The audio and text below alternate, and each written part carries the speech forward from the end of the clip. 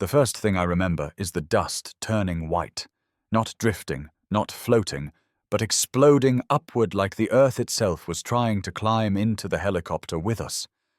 And then the second thing? The sound that doesn't belong in any training film. A sharp crack like someone snapping a metal ruler over their knee, followed by a hollow, ugly whump that made my teeth buzz. The bird lurched.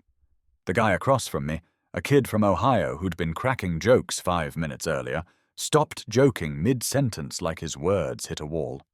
The crew chief leaned out the door, scanning the tree line, and I saw his mouth form one word I couldn't hear over the rotors. Incoming! It was 1967 in the Central Highlands, and the landing zone below us looked harmless from a distance, an open patch the size of a football field, ringed by jungle so thick it looked like a dark ocean. From up here, it could have been any clearing on a map. A place you could point at with a grease pencil and say, "We'll be in and out." That's what they told us. In and out. You learn fast in country that in and out is just a prayer said out loud. My boots were braced against the skid. My hands were on my rifle in a way that wasn't even conscious anymore, like the weapon had grown into my palms. Sweat ran down my spine, trapped under the straps of my pack. The air tasted like oil and hot metal, and the sour bite of fear you only notice once it's already there. We came in low. We always came in low. The pilot kept the nose steady, riding the rotor wash like it was a rope, and the clearing rushed up at us in a blur of grass and dust and shadows. Then the jungle blinked. Not literally, just the way it happens when a line of trees suddenly becomes a line of mouths. Little flashes. Tiny white pinpricks you'd miss if you weren't trained to look for them. The first tracers stitched the air beneath us, bright and straight like someone drawing lines on the world. The door gunner opened up. His gun stuttered, spitting a stream into the tree line, and the recoil rocked him like he was wrestling something alive. We weren't even on the ground yet. The helicopter beside us, another Huey, sliding in on our right, dropped lower, committing to the landing. I remember thinking how close it was, how you could almost reach out and slap its tail boom if you leaned far enough. And then it got hit. There wasn't time for a warning. No slow-motion drama. Just that violent, unbelievable thud, as if a giant fist punched the air. The right side bird dipped hard, tail swinging, and for a second it looked like it might recover, like the pilot might muscle it back into line. Then smoke poured out, thick, black, instant. A dirty column climbing straight up through the rotor wash. Someone in our bird shouted, "They're going down!" Like saying it out loud could change the physics. The downed helicopter clipped the ground and skidded, nose low, then rolled. Half a turn, maybe more. The rotors blurred into a violent smear. Dust and debris erupted around it, and the smoke deepened until it swallowed the shape of the aircraft, like the jungle was inhaling it. Our pilot flared, trying to set us down anyway, because that's what you do when you're committed. Because if you hover, you die. If you climb, you die. If you spin, you die. You pick the kind of dying you can fight through. The skids hit. The world jolted. "Go! Go! Go!" the crew chief screamed, and the back of the helicopter became a doorway to a different planet. We poured out into the dust, boots sinking into churned grass. The air was full of noise, rotors, gunfire, shouted names, the metallic clack of magazines, the cough of the door gunner hammering the jungle.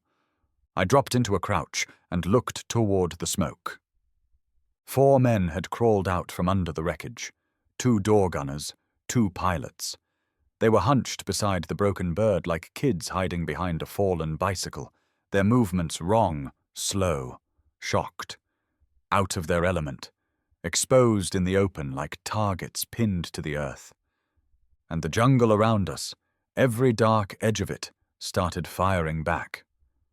That's when I realized the clearing wasn't a landing zone at all. It was a bowl, and we were the thing dropped into it. I tightened my grip on my rifle, felt my heart slam against my ribs, and heard someone scream for a medic. Once, then again, until it became a rhythm that matched the gunfire. And the smoke from the wreck rose higher, like a signal you couldn't turn off. The first mortar round landed behind us with a sound like the ground coughing up gravel. It hit somewhere near the tree line, and the blast came through the dust, hot, sharp, full of snapping fragments that hummed past my ears like angry insects. Men flinched and ducked on instinct, shoulders bunching, heads disappearing into collars. Somebody yelled, "Mortars!" like it was new information, like we hadn't all already felt it. The clearing turned into a mess of motion, not heroic motion, just survival motion, people running low, tripping, grabbing each other's straps, falling, getting back up. Gear scattered everywhere, rucks kicked open, a poncho flapping like a wounded bird, a radio handset bouncing in the grass where somebody dropped it and kept moving. I crawled to a shallow depression and flattened out, cheek pressed to damp earth, dust coating my teeth. I lifted my head just enough to see the wreck on the right. Smoke poured from it in black ropes. The helicopter's skin looked peeled back, ribs showing. The pilots and gunners were still there, huddled beside it like they couldn't believe the sky had betrayed them. They didn't have the instincts for ground fire. They kept looking up as if the danger was still above them. Then a burst of fire walked across the clearing. 3, 4, on bright tracers skipping like stones, and one of the door gunners jerked hard and dropped. The other one grabbed at him, dragging him deeper behind the broken fuselage. My stomach went cold. A voice screamed, "Medic!" So close it felt like it was under my head. I turned and saw the lieutenant from 2nd Platoon on his back in the grass, legs twitching, hands clawing at his own belt like he was trying to undo a nightmare. His face was pale, shocked, and he kept repeating the same question in a tone that made my chest tighten. "How do I look?" he said. "How do I look?" He wasn't asking about vanity. He was asking if he was still human. I crawled to him without thinking. The air between us was alive with snapping cracks, rifle rounds hitting dirt, tearing grass. Someone fired a machine gun behind me, and the sound was so loud it flattened thought. I grabbed the lieutenant by his web gear and dragged. He was heavier than he should have been. The dead weight of shock, the weight of equipment, the weight of blood loss. He kept talking. "How do I look? Tell me the truth." "You look fine," I lied, because the truth would have killed him faster than the wound. "You're fine. You hear me? You're fine." I got him into a small dip, barely a shelter, but something, and I did what my hands remembered from training and from bad luck. Gauze. Pressure. Pack it. Don't think about what you're packing. Don't picture it. Just do it. His eyes kept finding mine. "How do I look?"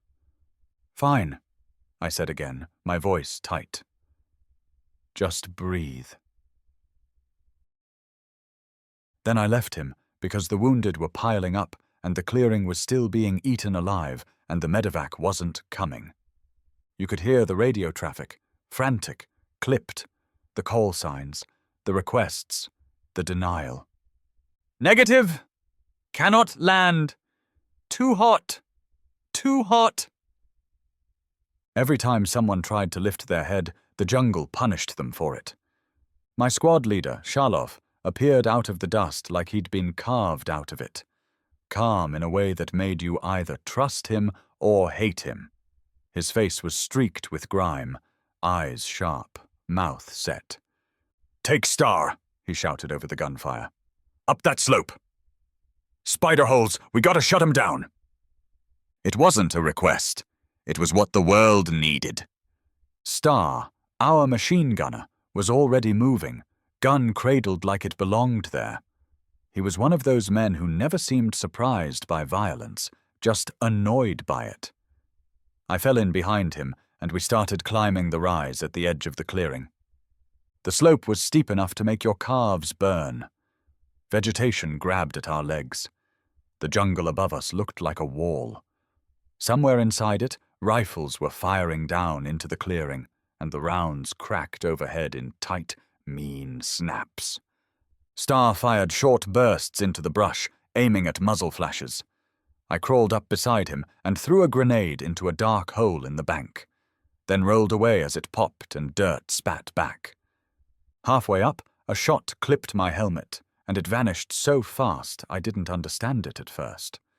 1 second it was on my head, the next it was gone, torn away like a hand snatching it.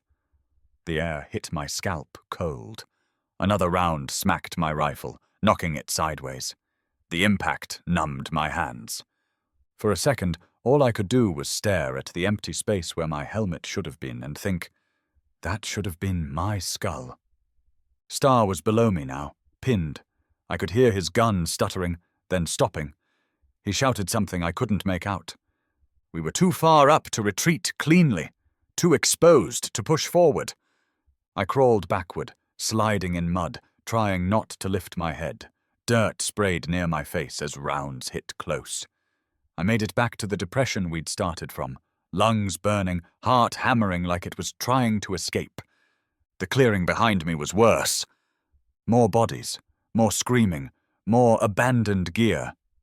And the call for medic kept going, steady as a drum. That's when I stumbled over Randy Minor. His body was on its side, one arm bent wrong beneath him. At first I thought he was crawling. Then I saw the blood. It was pooling under his throat, dark and too much, and he was making this wet, choking sound like he was trying to swallow the air, and it wouldn't go down. "Randy," I said, and my voice came out small. He looked up at me with eyes already fading, shuddered once, just a single tremor through his chest. And then he was gone. The jungle kept firing. The helicopter kept burning.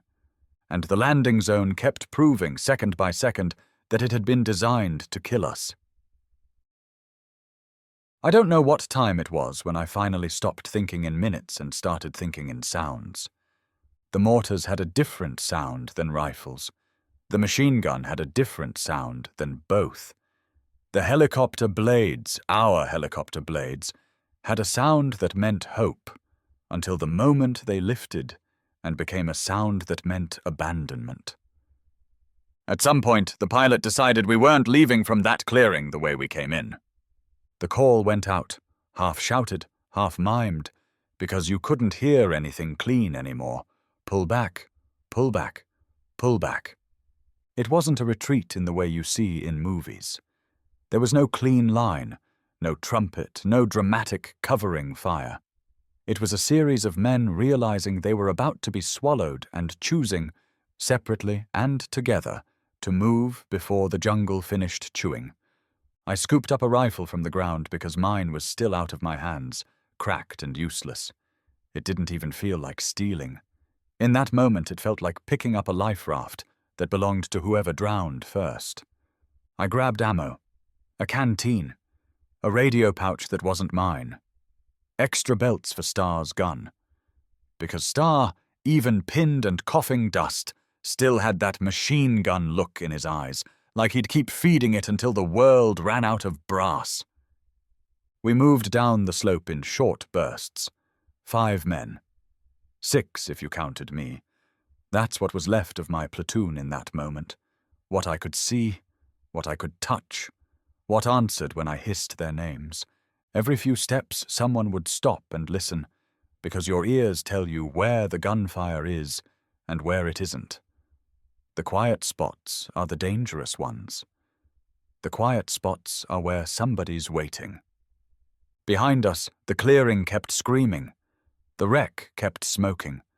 And every now and then, like a punctuation mark, another mortar would thump into the dirt and throw up that white dust again.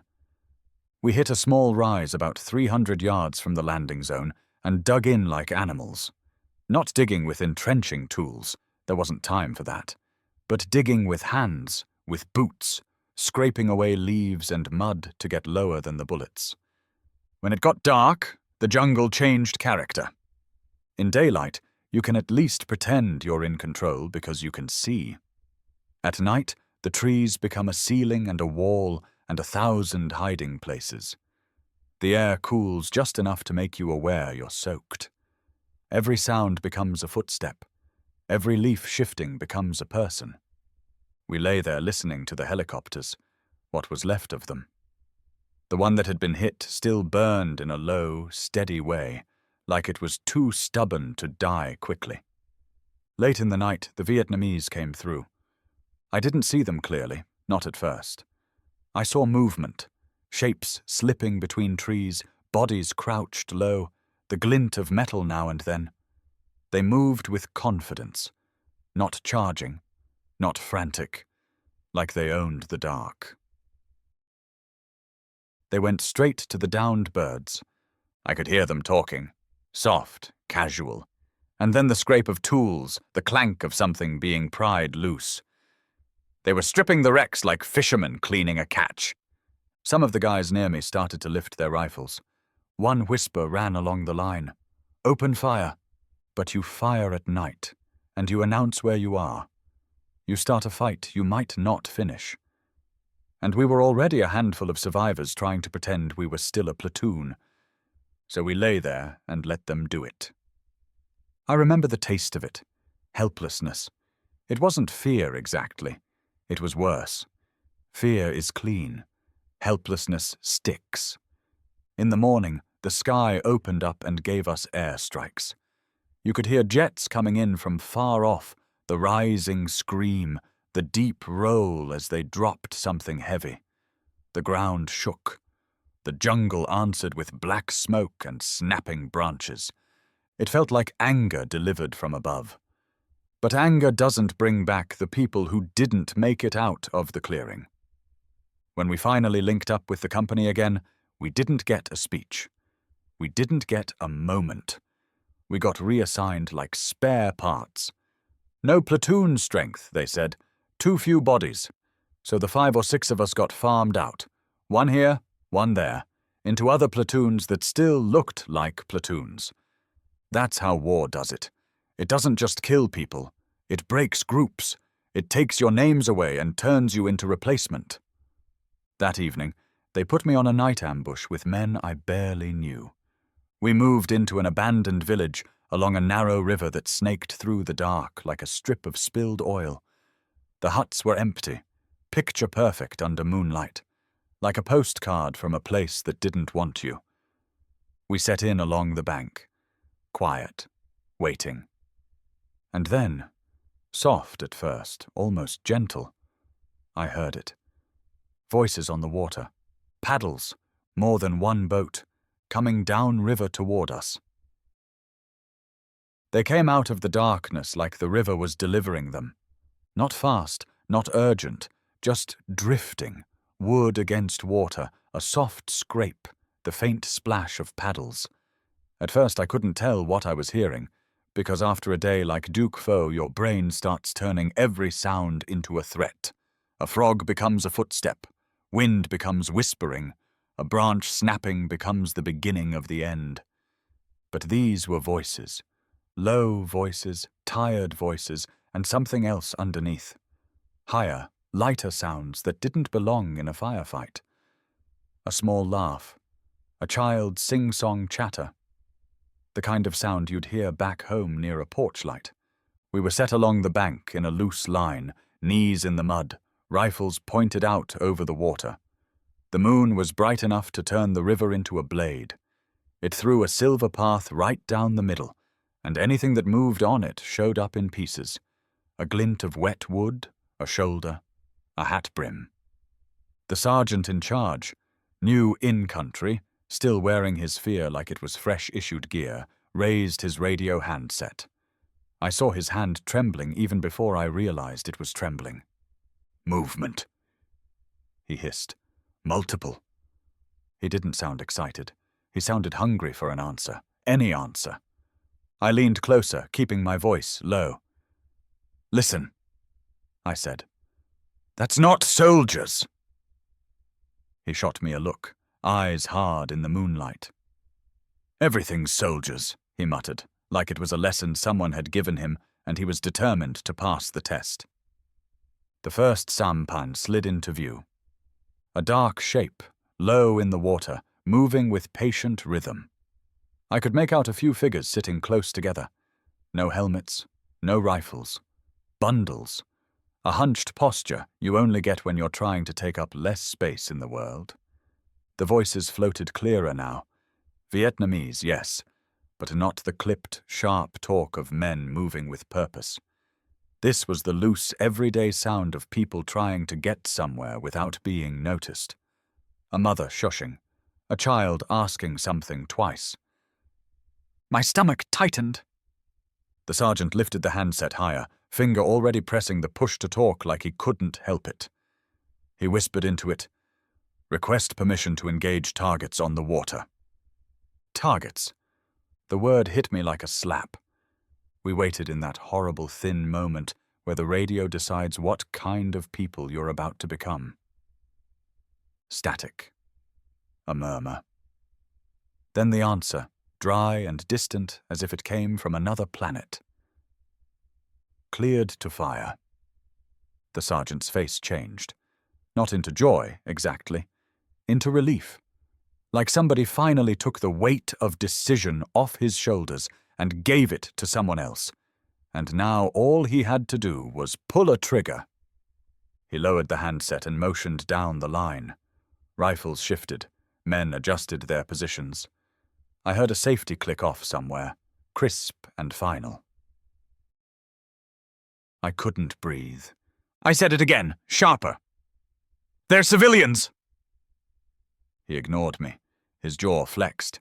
He stared at the river like he was staring at a problem he could solve with bullets. The sampans drifted closer. A second boat appeared behind the first, then a third.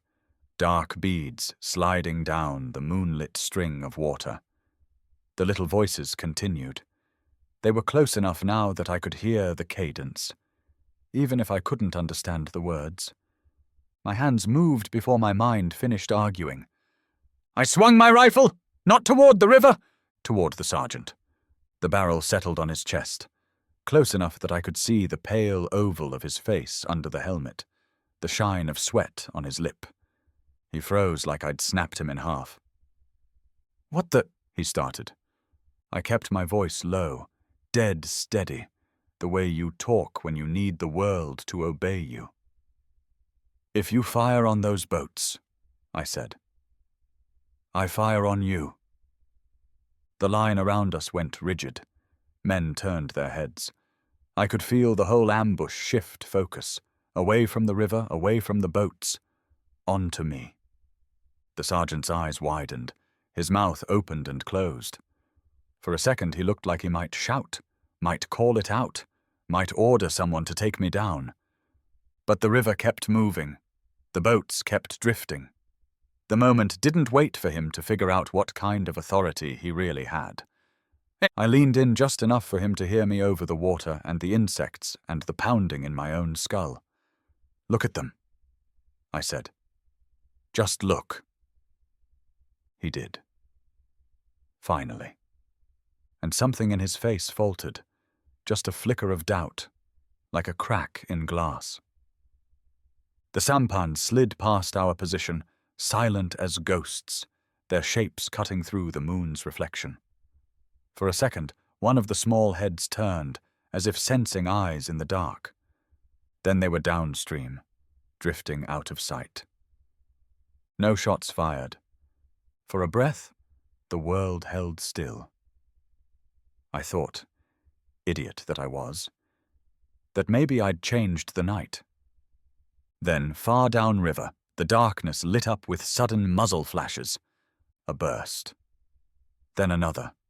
Then a long ripping sound that carried over the water like cloth tearing. Someone else had opened fire. The sergeant let out a sound, half laugh, half exhale, and keyed his radio fast, voice bright with something ugly in it. He spoke into the handset like he was proud to report the weather. And I sat there, in the mud, rifle still in my hands, staring at the river, feeling that damn realization sink in so deep it felt like it would never come out. I hadn't stopped it. I'd only delayed hearing it. The gunfire downriver didn't sound like a battle. It sounded like a mistake that kept repeating itself. Short bursts at first. 3, 5 rounds, then longer strings as adrenaline took over and discipline fell apart. The echoes chased each other along the water, bouncing off the empty huts and the tree line until it was impossible to tell how far away it was. The river carried the sound cleanly, like it wanted us to hear every second of it. No one in our ambush moved, not to stop it, not to check it, not to do anything except listen.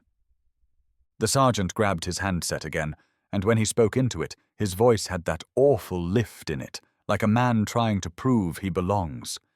He described it with quick words, radio words, contact, engagement, targets, like language could sanitize what we all knew was happening.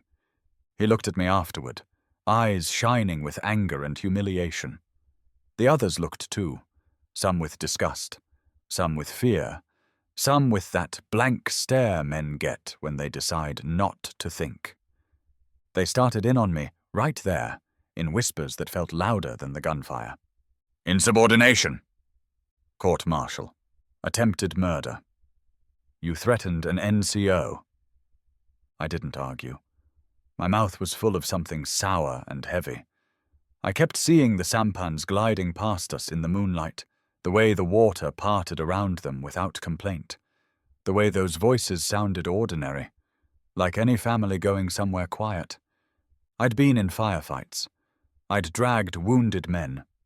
I'd watched a landing zone chew through a platoon like teeth through meat. But that river, those boats, hit a different part of me. It wasn't fear. It wasn't adrenaline. It was a kind of helpless shame that sat in my chest like a stone. Later, when we pulled back, the sergeant continued his threats. He promised names would be written down. He promised charges. He promised consequences.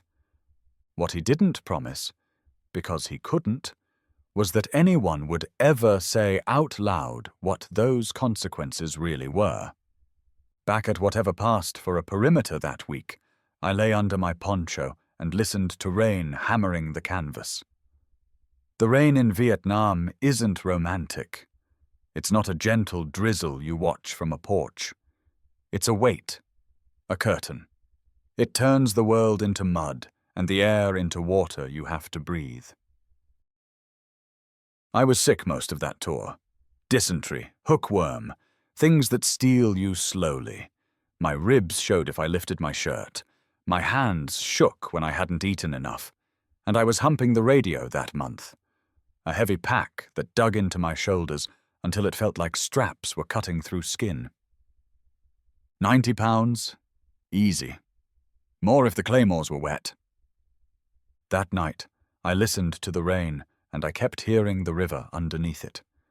The same steady sound of water moving somewhere it didn't care about men. My mind kept trying to rewrite the story into something I could live with. Maybe they got away. Maybe the other platoon fired high. Maybe the boats were empty. Maybe. But my imagination didn't have that kind of mercy.